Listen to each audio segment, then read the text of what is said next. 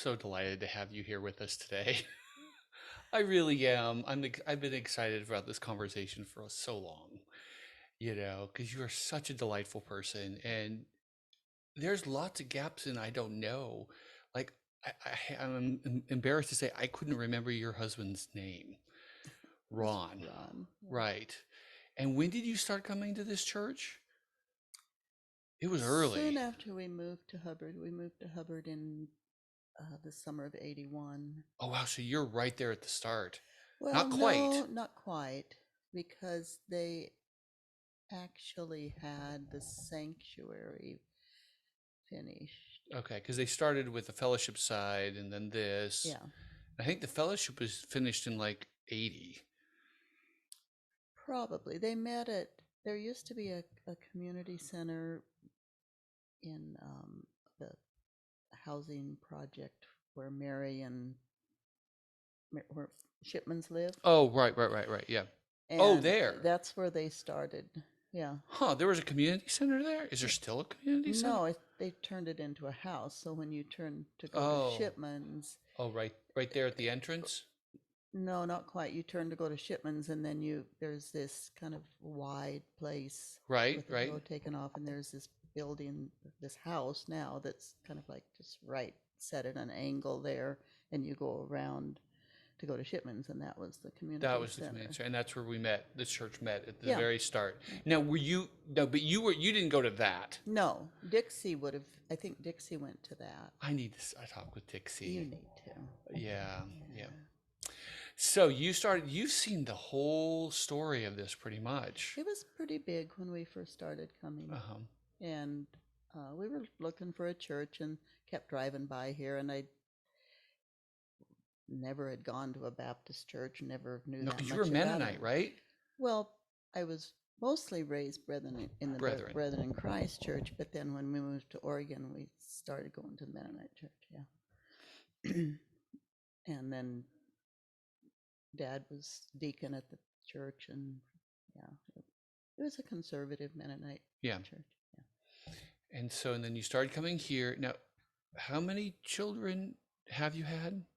Just one? No, I've had four. See, this is what I'm saying. Because I've only known you, after your children have grown. So there's, Yeah. okay, so, and then they all came here. No, that's the backstory. Well, tell me a little bit of story, because I know we're going to get into grief, because that's one of the things I really wanted to talk to you, because you've had some significant griefs in your life, but we need to set the stage a little bit. So tell us a little bit of the backstory of your story going forward. Well, how far back? Far as relevant. Oh, far as relevant. So I guess the backstory starts kind of with my grandpa my father's father moved to Oregon when he was a young man, Mm-hmm. married, just married. No, I think he married after he was out here. Anyway, and bought a place east of Hubbard, and um, so that's where my dad was born. Mm-hmm. Jump way ahead.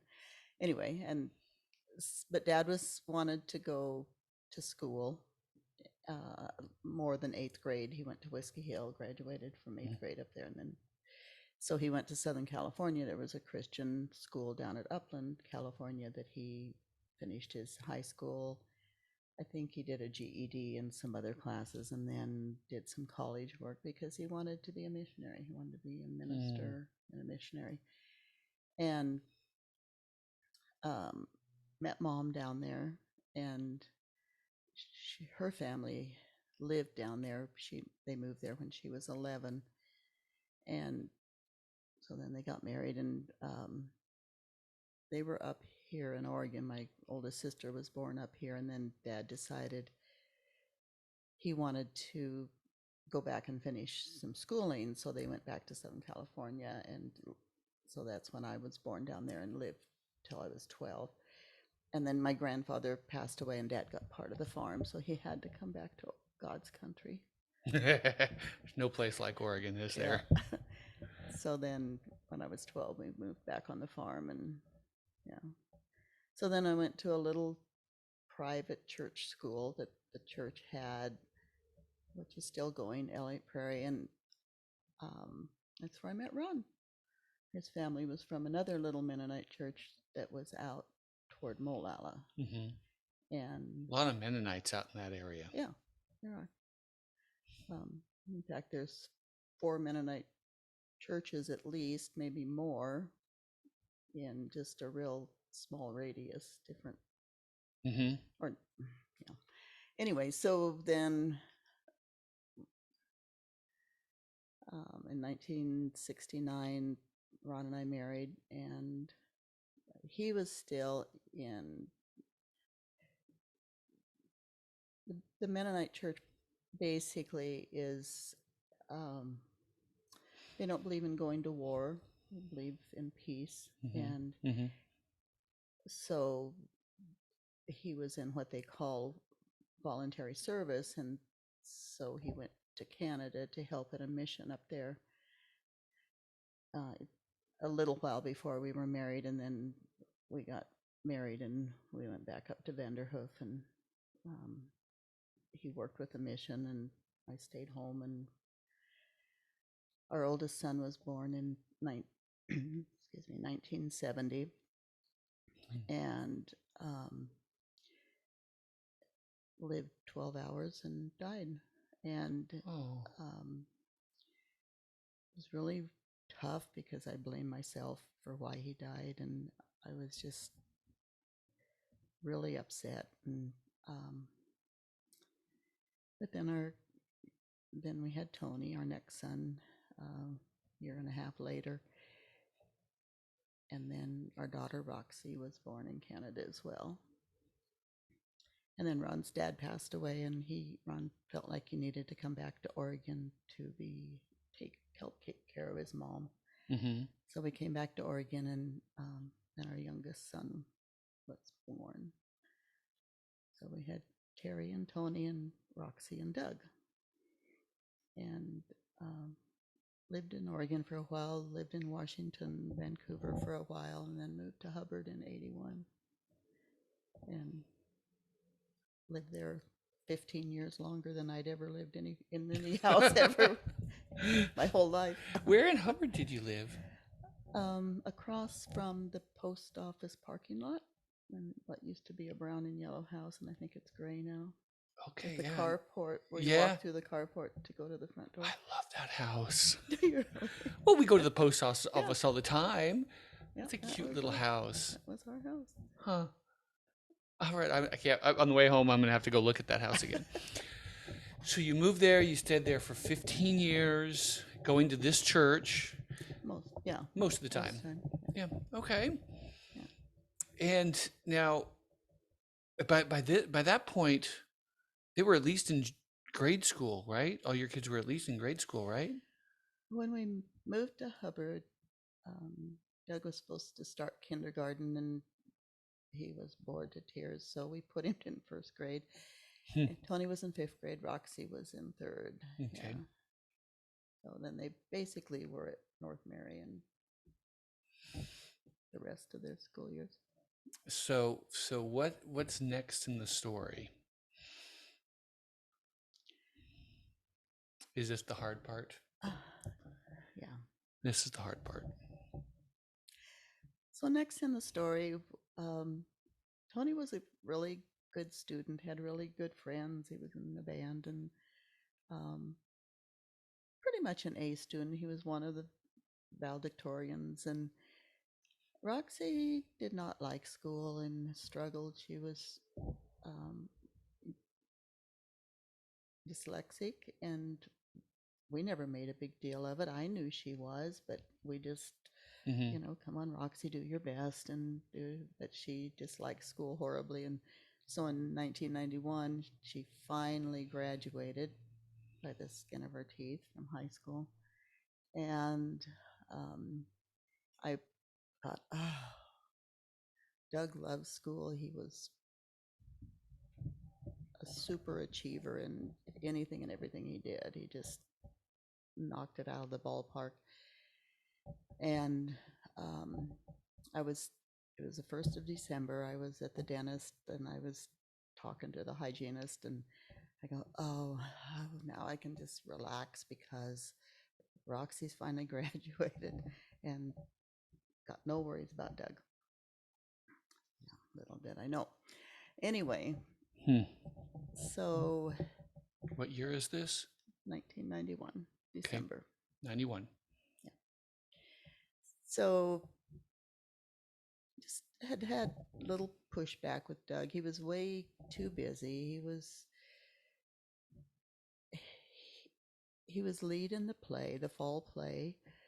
He had he was on the track team, cross country team. He and his life was just too busy. And I kept saying to him, Doug, you're too busy. You need to slow down a little bit. He was doing counseling for Multnomah Outdoor School, Hmm. where he'd go for a week, and he was still pulling straight A's until about October, November. And then his grades just bottomed out. And come on, Doug, what's the matter? Nothing. I'm fine. Just a Hmm. surly 15-year-old, almost 16. His birthday was the 20th of November. So then he had his birthday and Mm-hmm. Thanksgiving and everything. And most of the time he was okay, but a lot of times he was just grumpy. And, Like well, 15-year-olds will be. yeah, just like that. And so went was a Monday night, went to bed, got woken up by Tony banging on our door and said, Mom, the police are at the door. And knew all the police in town, small town. And they came to tell us that Doug had taken his own life. And they had found him. And I, so picture, I'm 5'3". The police officer is probably 6'3", big burly guy, and I just wanted to beat the stuff out of him. Oh, I mean, that's just my reaction. And yeah. so Ron went and identified the body and called my folks, and they came over, and it was hell. That's all I know how to explain it. It was just hell. The I was sitting on our piano bench, and my mom and dad came in. Mom came over and sat beside me, and this is a mom. Mom was not a cozy person. She was more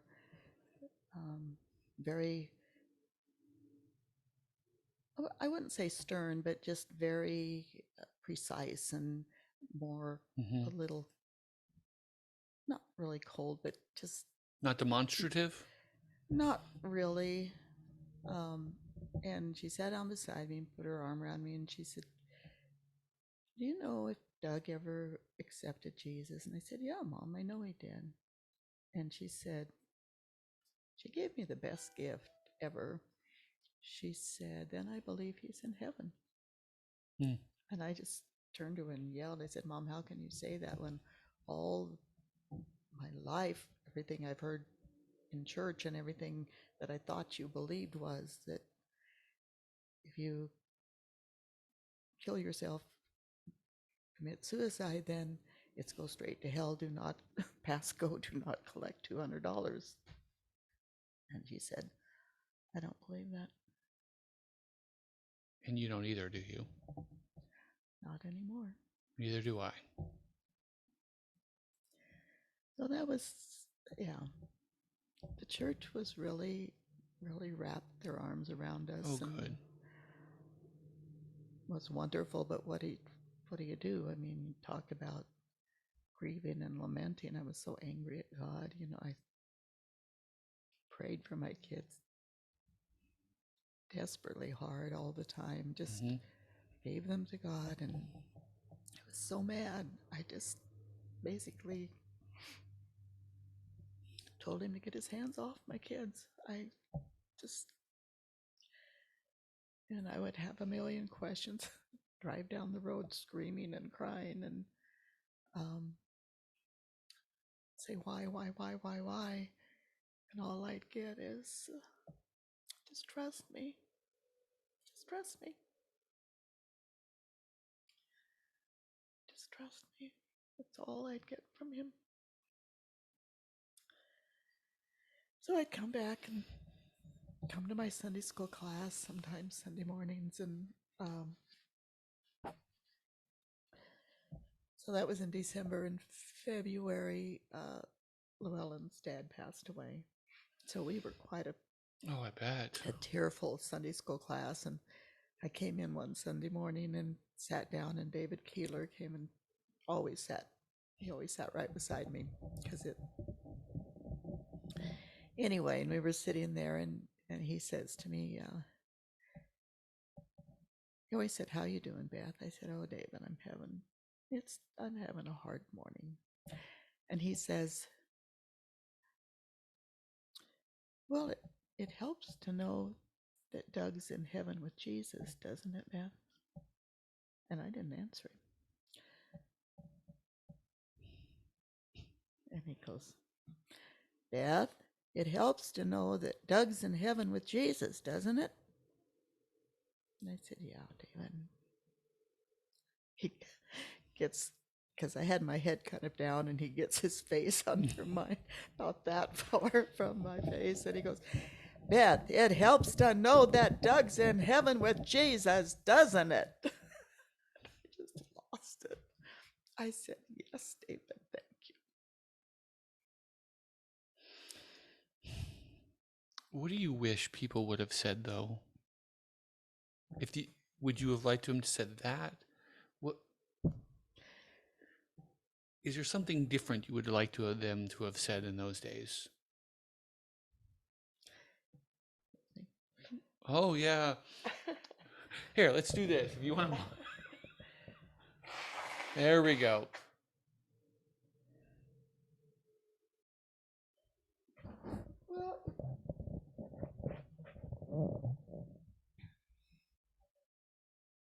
I think the things that helped the most were the little surprises, like um, my brother and his family lived back in Pennsylvania, and his wife's family always, at Christmas, instead of giving gifts to each other, they would pool a bunch of money, and then they'd decide on different people to send some to, and they sent us a donation. And um, so that was really like, why? And the church came and did our yard work, um,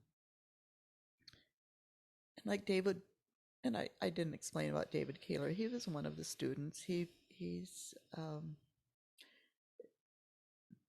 what most people would call, you know, stupid or handicap or mentally. That definitely changes the story Yeah. in a very good way. But he would say to me, I, even after that, he'd say to me, I think about Doug, or I remember Doug. Because Doug was always, I mean, he loved little kids, or he loved everybody, but he was just kind to everybody. And, uh, and when Doug's classmates would mention him or remember him, I was so afraid that the only thing people would remember was his final stupid act. So it was really helpful to hear Oh, just things about him, his his funny laugh. little Yeah. stories and his funny, just things with the play. Like, so every time he was in a play in the high school, he was in the lead. And he would memorize all his lines and everybody else's too. So if they goofed up or forgot or whatever, he'd ad lib. Yeah. So the last play, it was in one of the props. A picture fell off the wall, and the play they were doing was about, what was the name of it? I can't remember, but it was about the three spirits, the I think three wives or something that had died, and they were coming back to haunt. And so he made some smart aleck remark, but he and when thinking about his crazy silliness and stuff like that, and just who he really was, not. Yeah. And then some I heard just not very long ago, and this really hit me, was that when people try to destroy themselves, whether it's through suicide or drugs or whatever, they're not trying to destroy themselves. They're trying to destroy something inside of them that shouldn't be Mm. there anyway. Oh, wow. And I thought, wow, yeah. Yeah. I'll ask an obvious question to me, but it isn't to everybody else. Have you gotten over his death? No, And you won't, will you? no. Don't you think sometimes people think you should just be able to just move on? Oh, yeah.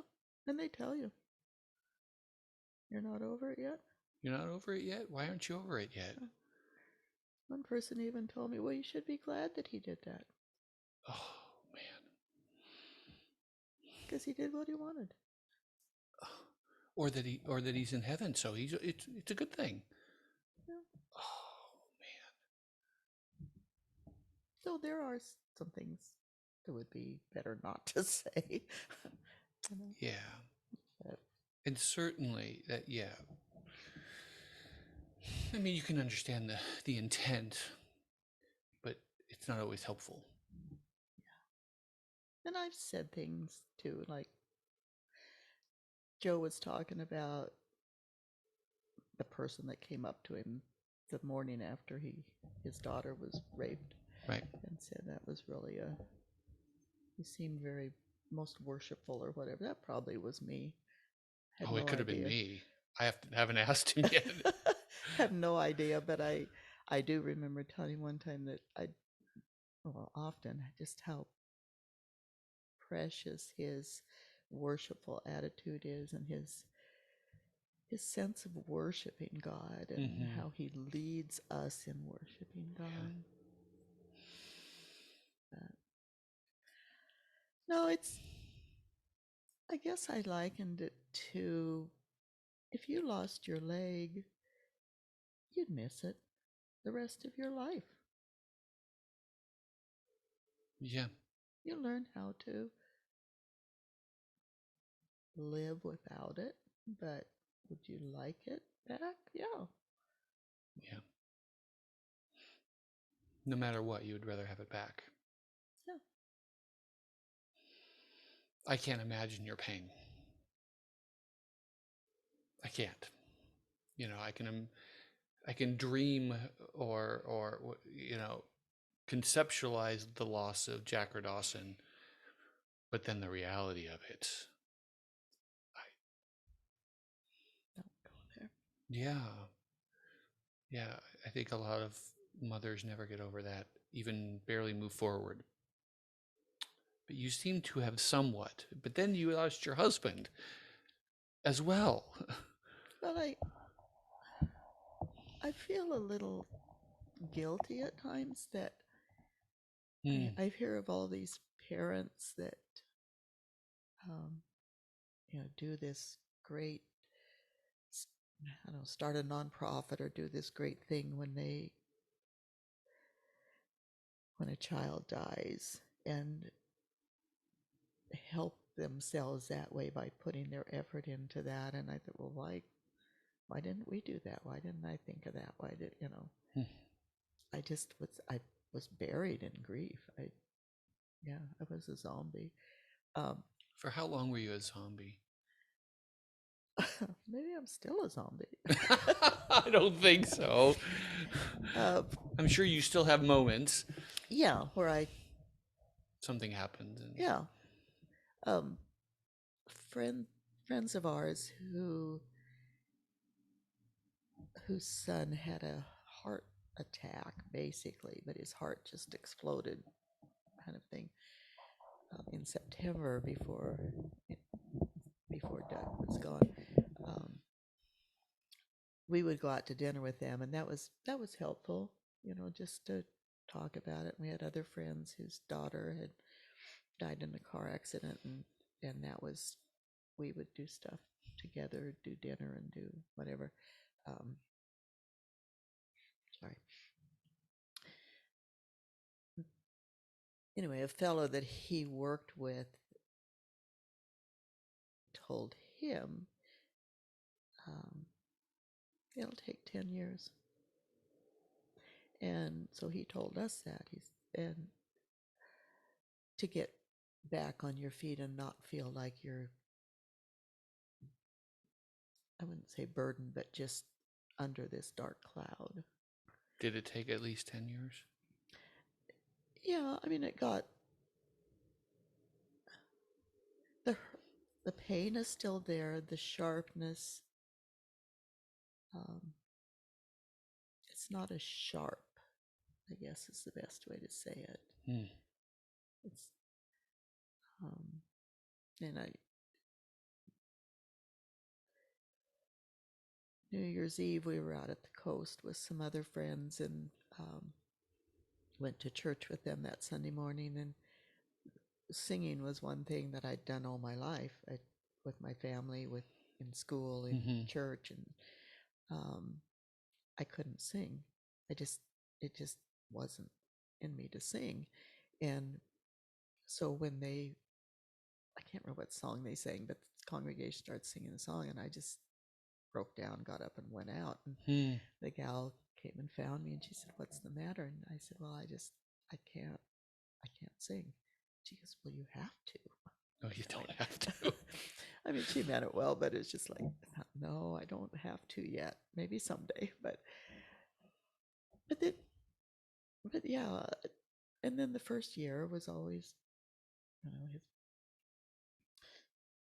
Christmas and Birthday. birthday. Then, yeah, and just. And how do you do it with your kids? We had two, you know, Oh, Doug was 16, Roxy was 19, Tony was 20, yeah. 21. And how do you help them? And Because they have their own grief they're going through. yeah, and I think we all blamed ourselves. Did you? Uh, Pastor Steve told us that um, 98% of parents who lose a child to death, especially by suicide, wind up divorced. It's a high percentage. I don't know if it's 98, but yeah, high. Um, Ron and I never blamed each other. We pretty much blamed ourselves, each of us, Yeah. all four of us in the family. But um, and so there was one night, I guess in, I don't know, February, March, April, sometime like that. I was out walking the dog, and that was Doug's job to walk the dog. And Mm. um, it was a bright, starry night, and there was an airplane going over, and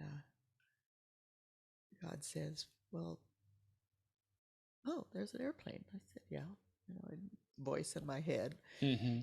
and he said, "You think there's people on there?" I said, "Well, of course there's people on there." He said, "You can't see them." I said, "No, but the plane wouldn't be flying if there weren't people on there." Right. He goes, "Yeah, but you can't see them." And I go, "Okay, what's the point?" And he says, "There are things around you and people around you, and I am around you, even if you don't see me." Wow. Did that help a lot? It helped a little, but eventually it helped a lot. Because we're so visual oriented that We don't know that Jesus is right here with us now. Because we don't see him. Yeah. And he is not only with us, he's everything.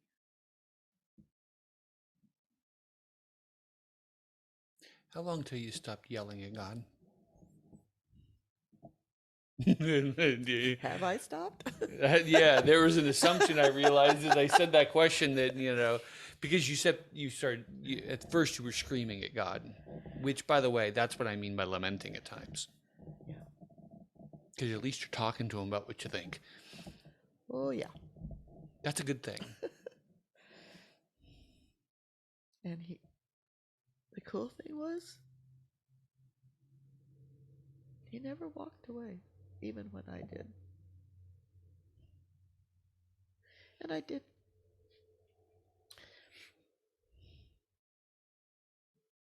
I, I have very serious conversations with him now, but I'm not really yelling at him. And when Ron passed away, of course, that was years later, But still, you were 20 pretty years young later. to be a widow. Yeah.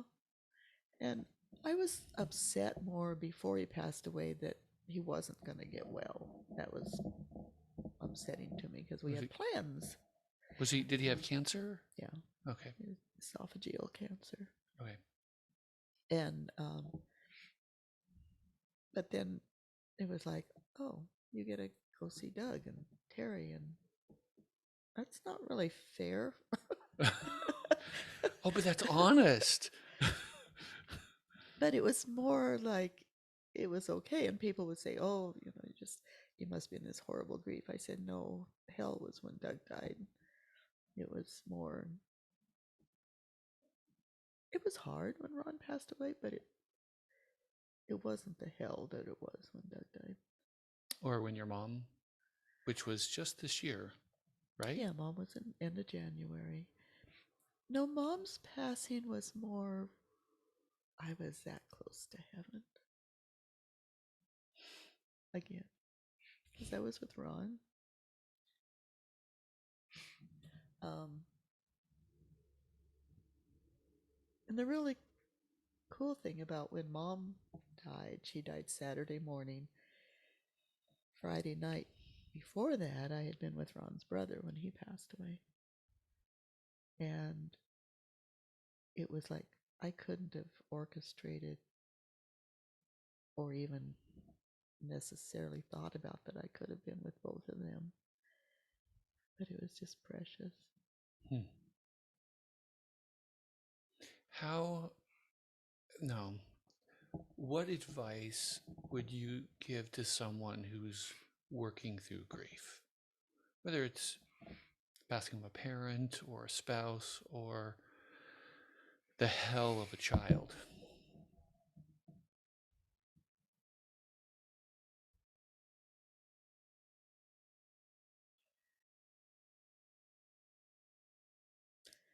I think no, because I didn't really know God the way I before Doug died. I mean, I knew God, but I didn't know him like I did afterwards. Hmm. I would say know that God loves you in a way that you love that child even more, and that He's in the grief with you. Hmm. And then give yourself time and excuse me,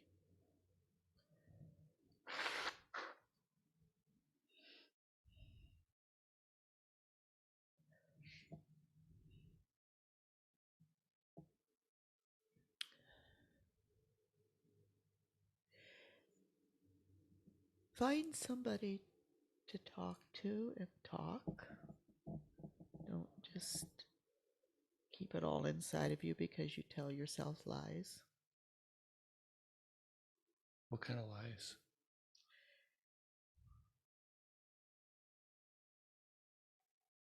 That everything that bad happened is your fault. Even if it was partly your fault, it certainly wasn't everything. Hmm. And Satan uses that to just distance you from God and from people. I went to, when I came in from walking the dog uh, after Doug was gone, I said to Ron, I feel like I'm walking toward this really dark, bottomless pit, and I, I can't walk away from it. And so he said, okay, then we're going to go to a counselor. But he wouldn't go. I think kids wouldn't go, but he made me go, and I'm so glad he did. Um, the counselor I went to had about 6 years before, he'd been a pastor about 6 years before. His daughter was playing out in the front yard, and a car came around the corner, missed the curve, ran into their yard, and killed his daughter. Hmm. And he said, I preached for about another 6 months or a year. And then he said, I just walked away. He said, I couldn't do it anymore. And then Hmm. and he went into counseling. And it was about 6 years after his daughter was killed. It was an incredible, healing, helpful. Yeah, so talk to somebody. Even if it's not a professional, even somebody that's down the road a little farther than you are. And the road is crowded, even for parents that have lost children in multiple ways. It's a crowded road. We don't know. We don't know who else is on it because we all wear our I'm fine masks. We do wear masks, don't we? Anything you would have done different? Still would have yelled at God, I assume, Oh, yeah. because it helped you know Jesus better.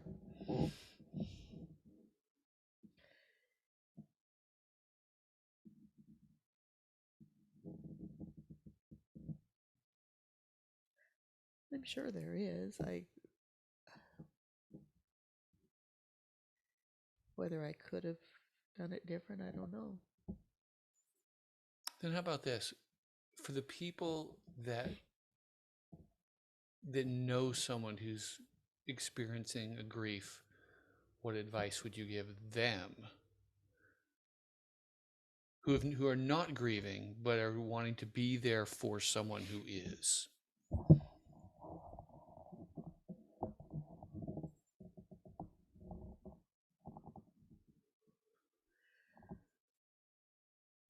Listen, ask them. If you know stories about their loved one that are happy, tell them.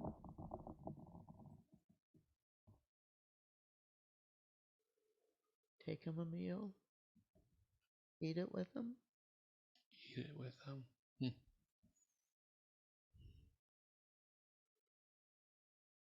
Ask them if you can come help them in the yard or Yeah. And don't expect it to be over in a week, yeah, or a month or a year. and sometimes not in a decade. You were a delight. And I think your story, as you put it a moment ago, the road is crowded. It is. Not not not everyone has experienced as many or the particular flavors of your griefs, but it still is. Yeah, because you grieve a lot of things.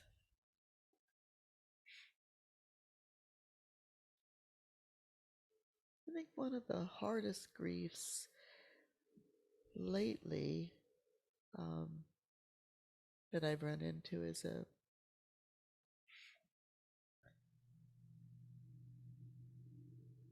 family where one parent was very abusive to the other parent and to the children their whole marriage, their whole life. Hmm. And um,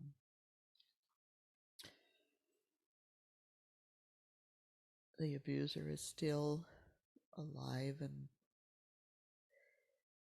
the other parent has passed away, but the one child is just so angry that anybody would, grandchildren or a sibling or anybody, would help uh, their parent that abused their other parent and them. And I'm talking physical and emotional abuse is what I'm talking, but it could be anyway. Um, that at times it's so painful to them that they would just like to do the other parent in. And um, Hmm. I, what do you say? I mean, you saw it the whole time. You were helpless to stop it. But yeah, what do you say? So there's grief and pain. We were talking about this in Bible study last night. There's grief and pain that you can, because we were talking about forgiveness. You can forgive someone who maybe was hard or hurtful to you, but how do you forgive someone who was hurtful to somebody that you loved and you had no way of stopping it? Hmm. And yet you're supposed to love and forgive other people, and how do you do that for that when I don't know. I don't Forgiveness is kind of it gets sticky. It does. It's really complicated and sticky. So that wasn't part of it, but that's part of the grief process too. Because yeah, that's part of it is part of the grieving process. I agree. Because we grieve all kinds of things. Yeah. Huge things like some of the things we talked about today, but even the little things like, you know, being late for work Or the driver that cut you off, or the or driver that cuts you off. I mean, it is a grief. It's a very small one, and you can usually just shuffle it off and like whatever, but it still is a grief. yeah. Little ones. So, well, you're a blessing. Thanks for having this conversation. And I'm not sorry I made you cry. I was a very happy one. Well, next time we'll talk about some things that give you joy, okay? Is that a deal? Some It's a happy deal. stuff. Okay. Because I know you have things that bring you joy. Tell you what, we'll end this with that one. What's one small thing? Because I ask all of them. What's one thing that brings you joy? Oh my goodness, I have so many. Like children and my grandchildren, truly. I had Nolan last weekend, my youngest grandson, who's 10, and we play games, and he came and helped with the He was VBS amazing, young man. prep painting and stuff, Yeah, and he had a good time. good. But I would say my children, grandchildren are my biggest, and then sitting on my patio, eating breakfast and watching the clouds go by, and just realizing that God's got this crazy world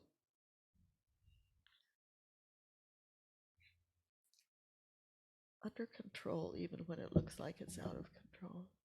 Yeah. And that includes includes my children, my grandchildren, and me. And then with that, we'll end.